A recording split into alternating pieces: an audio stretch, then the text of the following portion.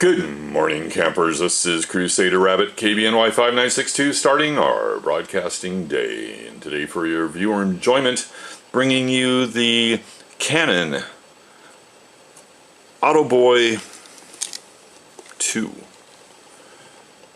Canon Autoboy 2. And Canon Autoboy 2 has a Canon lens, 38mm, f2.8. It's autofocus. On the front of the camera here, we have the flash here. We have the viewfinder here, and we have like the rangefinders right here. The rangefinders are automatic. And right here is a little lever that allows you to set the timer. This little lever here turns the camera on and opens up the lens, or turns the camera off and closes the lens cover. On the bottom, there's like a little, I don't know if you can see that. There's a, from the, you see it like there? There's a little switch there, a little lever that you can turn back and forth, and you can change the ISO. Right now it's set to 400. And that's pretty much the front of the camera. This is a autofocus. It's a point and shoot. It's a kind of a fun camera to shoot. There's on the top of the camera here, we have, if the camera is turned on, there we go, we can show that this button right here is the shutter release.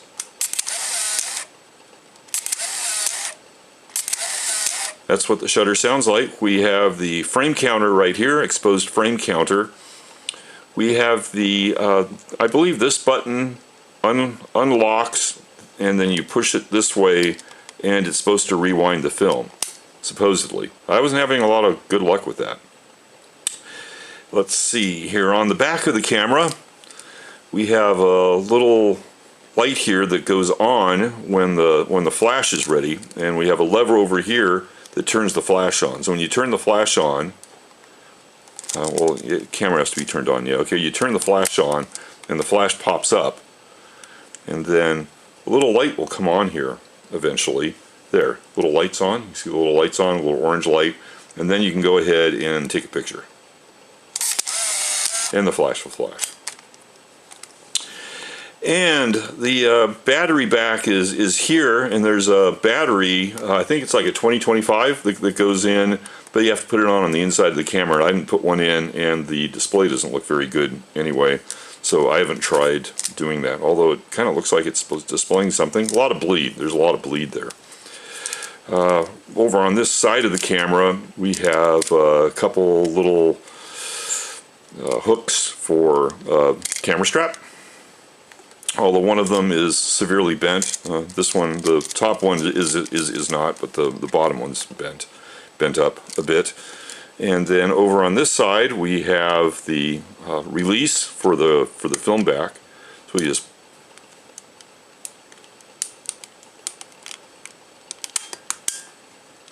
there we go. We just, and then that pops out. And this is, you can see here on the film back, this is where the battery goes in, and it says, does it say what it says? Yeah, 2025, 3 volt goes in there, but there is no battery in there. And then it's auto loading, so basically you just kind of like put your film little tab in until it's just going over the edge, and then you close the back. I kind of put the film in until it went, when I was putting it in, it was kind of wound around in a way where you could actually see like the little nub that engages the sprocket hole, and that's what I does that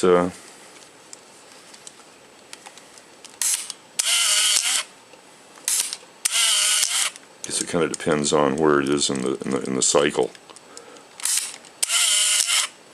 Yeah, for me it was kind of like right there, and there's kind of like a little nub there, and I kind of rolled the film like onto the little nub and then closed it. But that was just the first time I was doing it. It was just kind of luck that it turned out that way. Probably doesn't matter how you do that. Anyway, your exposed or your unexposed roll goes here, and then you just kind of peel the film across, and you'll leave the little tail hanging right there, and then you go ahead and close it, and then you go ahead and advance the film a couple of times. It'll move off of the S like for 2 or 3 frames, and then eventually get to a 1. And I believe that is basically it's a point and shoot. It's lightweight. Oh, the battery compartment is here. You just kind of press this forward and then lift this up. Of course, it's kind of squished up. And there's AA, AAA's that go in here. AA. It's a AA battery. Yeah, AA. And you just kind of like do the opposite thing to put it back in.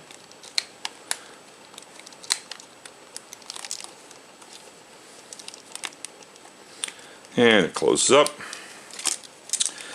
It's plastic construction. I was a little worried because when the film back closes,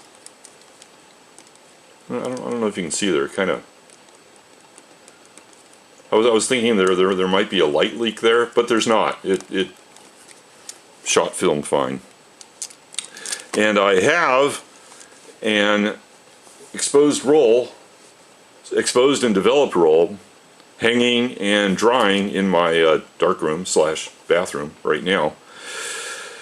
And I'll go ahead and tuck that in at the end of this video. So I believe that's just about all I really want to say about this camera.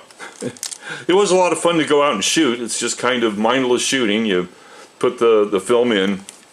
When you have to press on the button here, your shutter release, if you don't have enough light, you'll get like a little warning in the kind of lower left-hand corner of the lens. I don't know if it's going to do it. Don't know if you can see what's going on there. Yeah, there. See, there's like not enough light. Then there's like a little kind of like little scale there on the bottom. And when you shoot a picture, it kind of goes to where it's focusing. And it has like your typical picture, like there's a face, and then there's you know, mountains, face on off to the left, mountains off to the right, and then there's a kind of a little bar, and you can kind of see it there, that goes and covers on where it thinks it wants to focus. So unfortunately, it doesn't actually. I was thinking that you would kind of have to press the button, and then it would kind of move and let you know how far the distance is that it thinks it needs to focus, and if it's not right, you can kind of change it a little bit.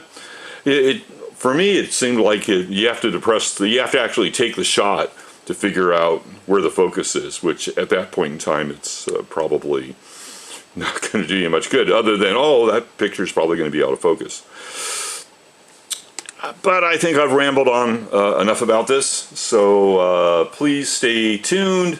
Right at the end of this, we're going to have the developed pictures digitized and put on the end of this video. So thanks for tuning in. Hope you enjoyed the show. This is Crusader Rabbit KBNY5962, ending our broadcasting day. Good night, campers.